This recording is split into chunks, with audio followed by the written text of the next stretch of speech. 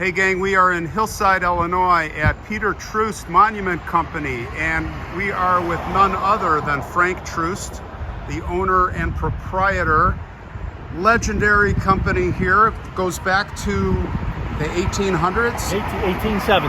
1870, and Frank is going to take us through and show us the process to make some of these monuments. What a treat. So let's... I just should add that it's actually my daughter now who is the owner of the company. Okay. I just help her out. She's been the president about 8 years. Oh, so that's great. I'm currently a non-paid volunteer. I love it. We've had a help shortage like everyone else in the last year or two, so right. I'm helping her to get through. All right. Okay. Take us along.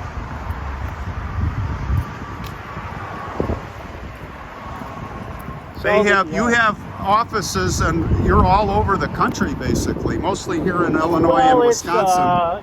Yes, mainly in northeast Illinois and throughout most of Wisconsin. A location in Miami, Florida, and one in Muscatine, Iowa. Oh. We do take orders over the internet or over the phone or whatever, and we'll really install a monument anywhere in the country. Actually, right. I always used to say anywhere in the world except North Korea. Okay, yeah. Well, I'm with you there. And maybe some other places. Well, so far, we always manage to get them there. Sometimes people take them with them, like going to Cuba, they'll buy them from our office in Miami. Right. They'll get them thin so they can take it out on the plane. Okay. Look at this monument. So this is massive. Yeah, a lot of the Eastern Rite Christians, Greeks, Serbians, Ukrainians, right. They have a tradition of large, elaborate monuments. Right. And this is an example. This is probably going to have an etched picture of the pair up there at the top. So yeah, and that's done with actually a laser. Well, no, this ornamentation here is all sandblasted. Sandblasted. Yes. Okay. The pictures are done in a different method, but this is all sandblasted. And we're not so keen on the gold, adding the gold paint, but right. Some people, they really like that. Sometimes we'll actually use gold leaf on boy. Which is somewhat more long-lasting, but it's more labor-intensive to do. Okay. All right, where are we going next? So, okay.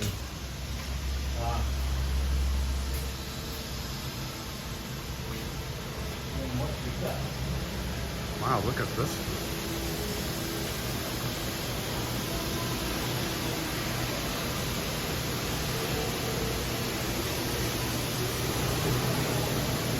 There's actually a rubber, this is rubberized? Yes, it's like a sheet of vinyl. I mean, the first thing is the monuments, the inventory is outside. Most of the stones come into us, cut to size and polished, and then we add the lettering and design work to them. Okay. First step in our plant, they do the layout on a computer using a CAD system. Right. A software that the sign companies also use, and we will do a layout on the computer for the family. We'll send them a proof, and then when they sign off on the proof, the production starts by cutting the design work and lettering on these sheets of vinyl. Okay. So in the sign business, what they do with the vinyl, they cut the letters and then they take the letters out and then they paste them on a background. I mean, right. There's no hand-painted signs; right. They're all vinyl letters. For our application, we take the letters out, and this forms a stencil for the sandblasting of the letters. So. Great. These are lined up and in production. Lined up and ready to go. Most of the people working here on these stones have been here 30 to 40 years. And we actually have an apprentice program, and actually we are looking for an apprentice. Very rarely do we hire someone because they'll stay here for 30 or 40 years. But right now, we are down one person. We're looking to hire an apprentice. Okay, so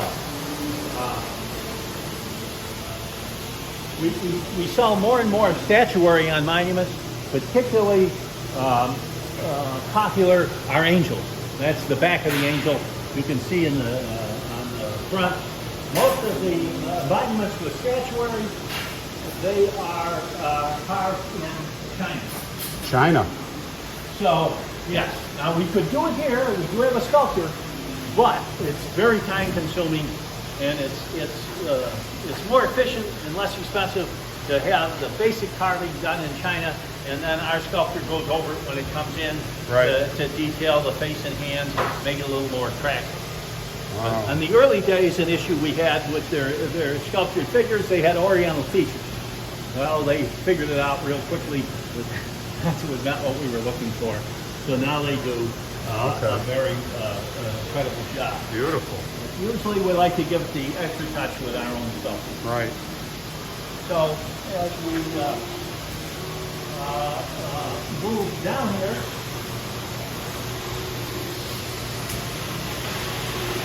they're going to, at some point, they're going to glue that stencil onto the top of the stone.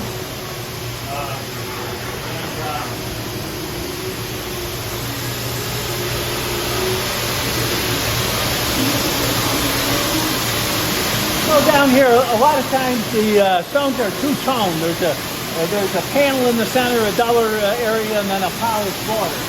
So that's what they're doing here. They're putting the panel in the center, the duller area, so when we blast the lettering in, it's in the lighter areas, so you get more contrast, they show up better. Okay. So that's what's going on here.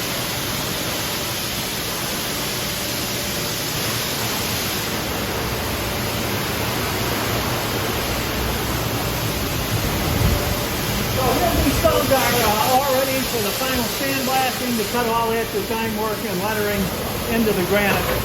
And they're going into 2 rooms here with automatic machines, and they're blasting the face where the letters have been removed. The sandblast will blast right into the stone. Right. Where the sandblast hits the rubber, it bounces off. Oh, let's take a look. Can we take a look over there as it's coming out?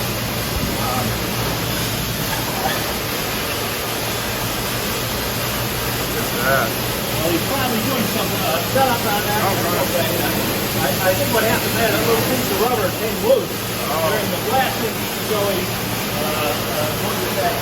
Oh, okay. Yeah. Okay. The other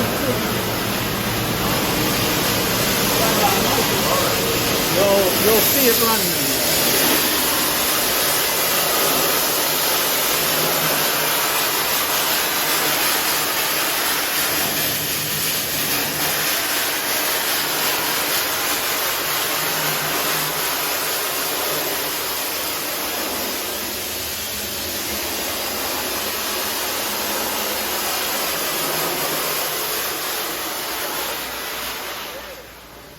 Over 100 decibels, that's for sure. Well, you have to wear ear protection when you're working in this area.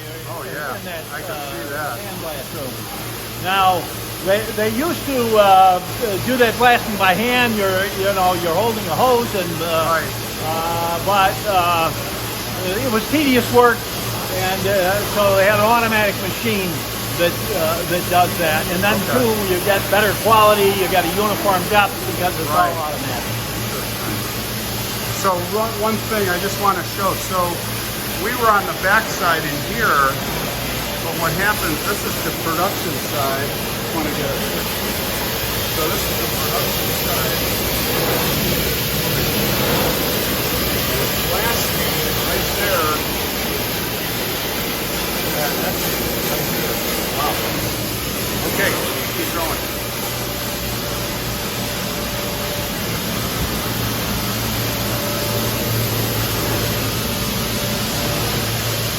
Oh, you can see some monuments that have been completed recently. These pictures are very popular. Many of the monuments we sell now have these ceramic pictures.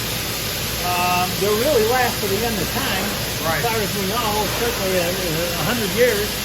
As long as they don't get broken from that. Right. Thank you. Very nice.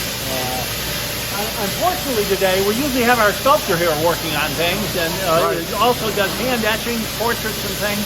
Oh, that's okay. He's off We'll today. do a part two. Our hand polisher isn't polishing anything, but let's look outside. All right. So the final step is, let's look over here.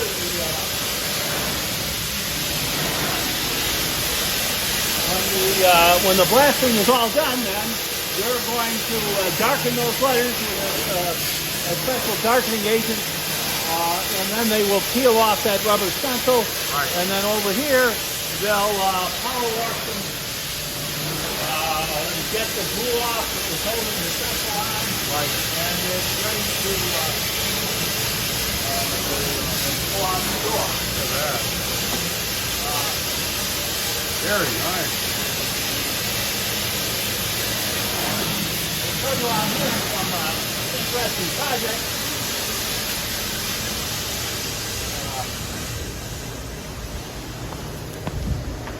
You know, these were down on these stones were down at Fermi Lab, and those biggest stones had been vandalized. No And way. so they ordered replacements. Oh, right here. Yeah, for look us. at that.